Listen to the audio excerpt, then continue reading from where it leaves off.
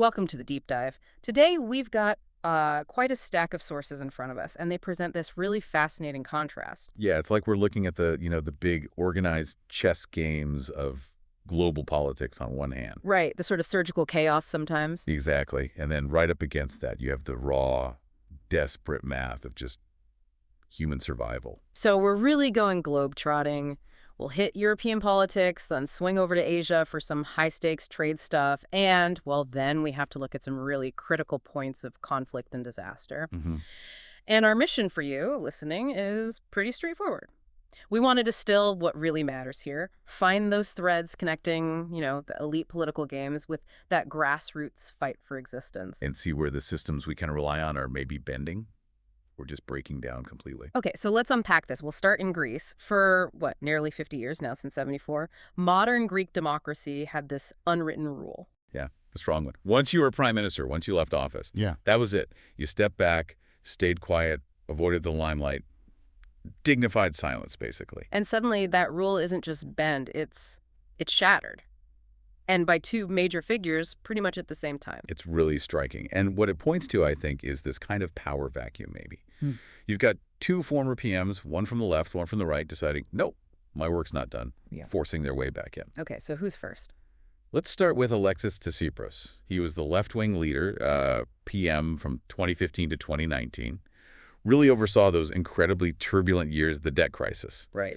He recently resigned from his party, Syriza, which, by the way, is polling terribly now, like under 4%. Right. And he's confirmed he's setting up a completely new party. Okay, and his goal? He calls it a reorganization of the progressive opposition. Yeah.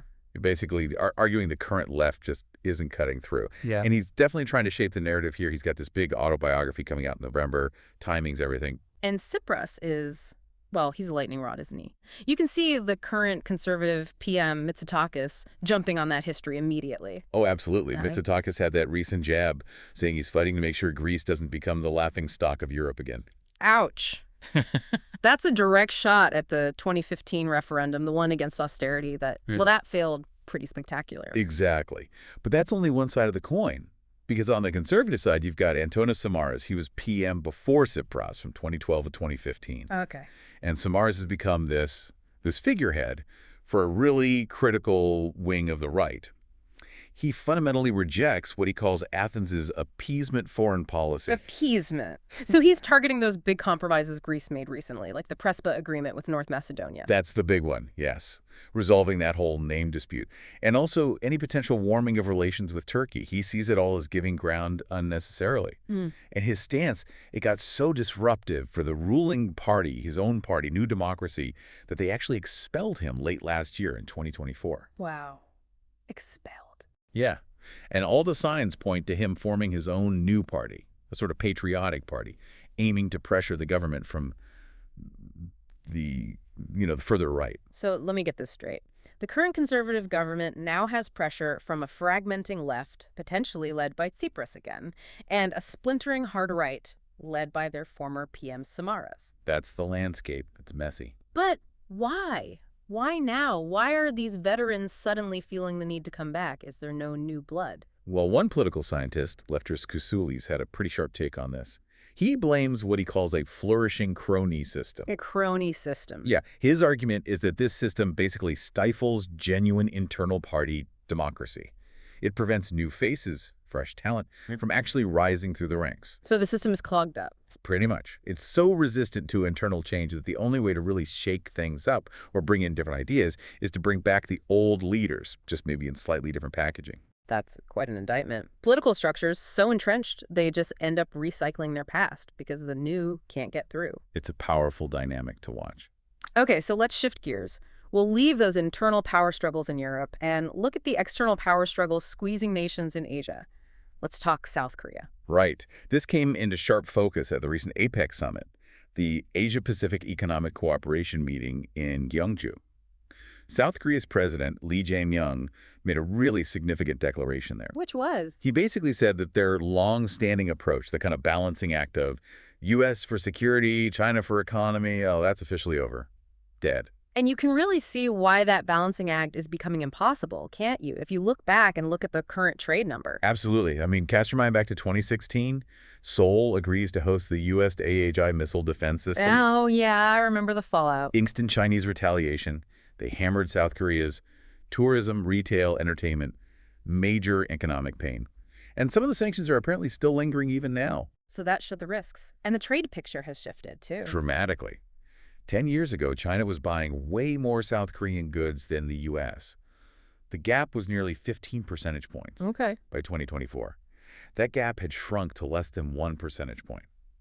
It's not just about where the markets are, it's also about rivalry now. How so? Well, look at the deals. The U.S. just finalized a tariff agreement with South Korea, and part of that deal is SK committing to invest $350 billion in the U.S. over at least 10 years. That's huge. It is.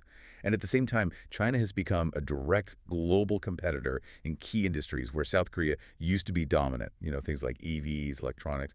It's head-to-head competition now. And we're seeing some direct friction points, too, right? Like the sanctions. Yeah, China recently slapped sanctions on 5 U.S. subsidiaries of Hanwha Ocean, that's a major South Korean shipbuilder. And Chinese officials have been very vocal, criticizing both the U.S. and SK over Seoul's plans to get nuclear-powered submarines. So lots of tension. But then the meeting between President Lee and Xi Jinping, they called it a comprehensive restoration of relations. Seems a bit contradictory. Well, that was Seoul's framing. But, you know, the details, or lack thereof, are telling. There was no immediate breakthrough announced on lifting those old SWAD sanctions or on the submarine issue. So more like managing the rivalry than fixing it? It feels that way, yeah. Yeah. Like they're settling into managing a kind of permanent, maybe uncomfortable rivalry rather than going back to the old partnership model. Okay, that pivot from trying to manage global superpowers to just struggling against the sheer collapse of humanitarian systems. That's where we need to go next. It's a stark shift. It really is. We have to talk about the raw human cost when systems fail, starting with the tragedy unfolding in Sudan. Right, Fasher. Exactly. The situation in Fasher, and particularly the fate of civil society there, is horrifying. We now have confirmation of the killing of an activist, Mohammed Khamis Duda. He was killed after the paramilitary group, the RSF, overran the city back on October 26th. Duda wasn't just an activist. He was the official spokesperson for the Zamzam displacement camp, a vital voice. And he knew the risks, didn't he? They were targeting him. Explicitly. The RSF had threatened him on video. They wanted him silenced because he was documenting their abuses, sharing information, even reporting on things like foreign mercenaries, Colombians, fighting with the RSF. They were hunting him. Yes. Reports say that for months, as people were fleeing Fasher, RSF fighters were actually asking them, is Duda still inside? They were actively looking for him. And he kept documenting. Right up until the end, documenting life inside that besieged city, the RSF cutting off supplies, building these earth barriers, the constant fear of artillery, drones, people hiding in crude bomb shelters. He described the food situation too, didn't he? It was dire. Unimaginable. People were eventually forced to eat something called ambas. There's a residue from peanuts, usually only fed to animals. Oh my God. Yeah. Boiling it into a paste called asiyata, just to survive. There are even reports of people grinding and eating cattle hides eventually. Just absolute desperation. And campaign groups like Avaz, they've raised this chilling concern now that the RSF seem to have lists of civil society members, that they're systematically hunting down activists like Duda. It's like erasing the witnesses. Or as Avaz put it, wiping out an entire generation of Sudanese activists, people who dared to speak truth to power. It's devastating. That's, yeah, a complete system breakdown, civil society being actively dismantled. But system failure isn't just in conflict zones, is it? We see echoes of it after natural disasters, too, like Hurricane Melissa in Jamaica. Right. The focus there was on the White House community, a fishing village. And the reports painted a picture of, well, resilience, but also abandonment initially. That's the key contrast. You have this immense local pride, people determined to rebuild, but immediately after the hurricane hit, the story was one of devastation. People like Robert Morris saying, Alyssa, take everything down, their livelihoods just gone. And the immediate aftermath. The cry was, no help, no food, no water.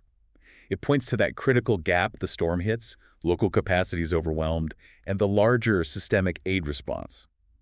Well, it wasn't there fast enough. So again, it falls on individuals. Exactly. That initial survival period, it seems, was down to individual and community fortitude, not immediate institutional support. The system lagged. That moment of maximum individual peril, It really brings us to another source, something much more sudden, more localized, that chaos on the UK train. Yeah, the mass stabbing near Huntingdon on a train heading to London. A very different kind of crisis, but again, it highlights that moment before the system police paramedics can fully respond. So what were the facts there? 11 passengers ended up hospitalized after the attack on the Doncaster to King's Cross service. Police ruled out terrorism quickly. One man, a 32-year-old black British man, is in custody. And the accounts from passengers. Terrifying. People running, screaming, blood, hiding in the buffet car. Huh. But what also came through strongly in the reports was the bravery of individuals. Right, the rail staff member. Exactly. Eyewitnesses credited a member of the train crew with confronting the attacker, saying their actions were heroic and likely saved lives in those critical minutes before the emergency services could get there and take over. Another example of that immediate individual action filling the gap when formal safety systems are moments away but not quite there yet. It's that instant response. Yeah. And that need for, ingenious, fast action, whether it's human bravery on a train or scientific ingenuity in a lab. That's actually a good place to pivot for our last segment. Okay. Let's finish by looking at a really elegant, highly organized scientific solution. This one's aimed at tackling the world's deadliest animal, The mosquito. the mosquito. We know malaria still kills, Hmm. over 500,000 people a year? Yeah. And the mosquitoes are just getting better and better at resisting our chemical pesticides. Yeah, the old solutions aren't working as well, so what's the new approach? It's fascinating because it uses nature against nature. Researchers have engineered a specific strain of a fungus called metarhizium. A fungus. But here's the clever part. They engineered this fungus to basically hijack the mosquito's own survival instincts. Mosquitoes need flower nectar for energy, right? They find it by scent. Right. So the researchers tweak the fungus to produce a chemical called longophyllene. It's a natural compound that mimics the sweet smell of flowers. So it lures them in. Exactly. It acts like a scented trap. The mosquitoes, thinking they're heading for nectar, come into contact with the fungus instead. They get infected, and within a few days, they die. Wow. And is it effective and safe? The lab tests were incredible, like 90 to 100% kill rates. Yeah. And crucially, longophyllene is safe for humans. It's actually used in some perfumes. Yeah. And the fungus itself is targeted. And the mosquitoes, can they just evolve to avoid it like they did with pesticides? That's the really ingenious part. It's very difficult for them to evolve resistance. Why? Because the fungus smells like their food source. Ah, I see. If they evolve to avoid the longophyllene scent, they might also stop responding to the actual flowers they need to survive. They could starve. It's like an evolutionary checkmate, using their own needs against them. Precisely. It's targeted, it seems safe, it avoids the broad environmental problems of chemicals. It feels like a really promising, sustainable path. Okay, so wrapping this all up, our deep dive today has taken us from, Greek political structures, recycling old leaders, to South Korea trying to navigate these huge geopolitical shifts, and then down to communities just crushed by conflict in Sudan or disaster in Jamaica. And that common thread running through pretty much all of it is this immense, relentless pressure on systems, political systems, diplomatic systems, humanitarian systems, even biological systems, like with the mosquitoes. Yeah, whether it's the Greek parties struggling to let new people rise, or the global trade system creaking under these massive disputes, or aid just not getting to El Fasher or White House fast enough, it feels like the pace of change is just outstripping the ability of these big institutions to keep up, to adapt, to protect. So what's the final takeaway for you listening? Well, maybe it's this. In a world where those big institutional solutions often seem to lag behind, whether it's aid delivery or political renewal or even finding effective pesticides, these sources consistently show something else. Yeah, they show that the most immediate, often life-saving impact comes down to individuals. Individual risk, individual invention, individual moral clarity. So maybe the final question to leave you with is this.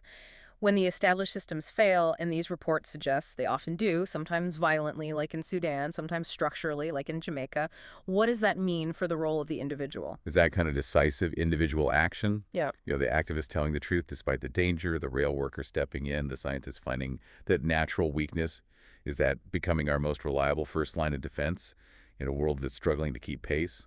Something to think about?